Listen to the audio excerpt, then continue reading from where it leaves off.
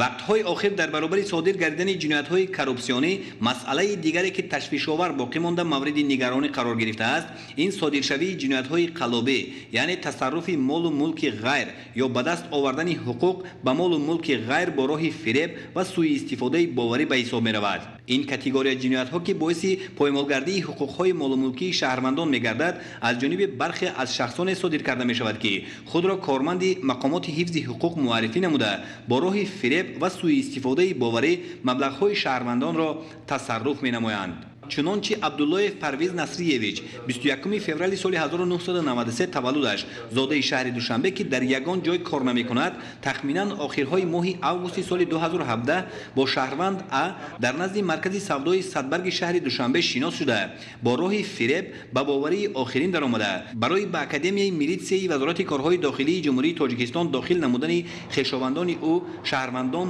Б ва В маблағи $7200 Иёлоти Муттаҳидаи Америка талаб намуда гирифта ба манфиати охирин ягон амалро иҷро накарда тасарруф намудааст.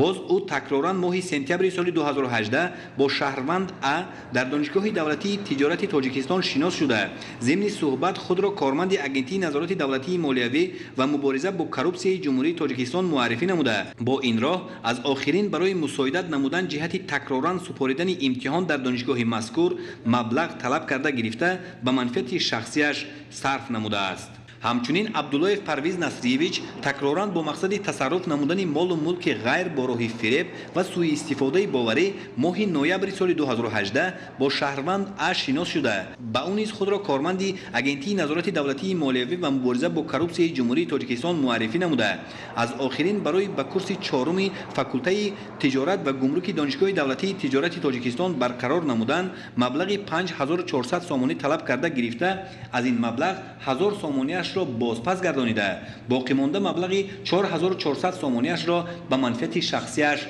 сарф намудааст. ман Абдуллоев Парвиз Насриевич 21 феврали 1993 дар шаҳри Душанбе таваллуд шудам. тақрибан моҳи сентябри 2018 шиносоӣ бо Ҳафизода Саидазам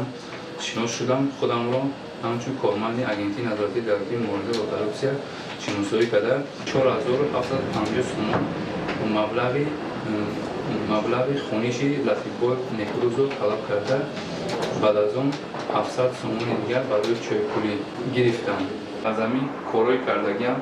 пушаймон ҳастам, сидқан пушаймонам. ҳамин тариқ абдуллоев парвиз насриевич бо ин кирдорҳои қасдонаи худ ба шаҳрвандони болозикр зарари моддӣ ба миқдори махсусан калон расонида, ба нуфузу эътибори мақомоти давлатӣ таъсири манфӣ расонид. оид ба ҳолати мазкур 13 июни соли 2019 аз ҷониби агентии назорати давлатии молиявӣ ва мубориза бо коррупсияи ҷумҳурии тоҷикистон нисбат ба абдуллоев парвиз насриевич бо моддаи 247 қисми 4 банди Б-и кодекси ҷиноятии ҷумҳурии тоҷикистон парвандаи ҷиноятӣ оғоз гардида, ном бурда дастгир карда шуд. айни ҳол тафтишоти пешакии парвандаи ҷиноятӣ нисбат ба Абдуллоев Парвиз Насриевич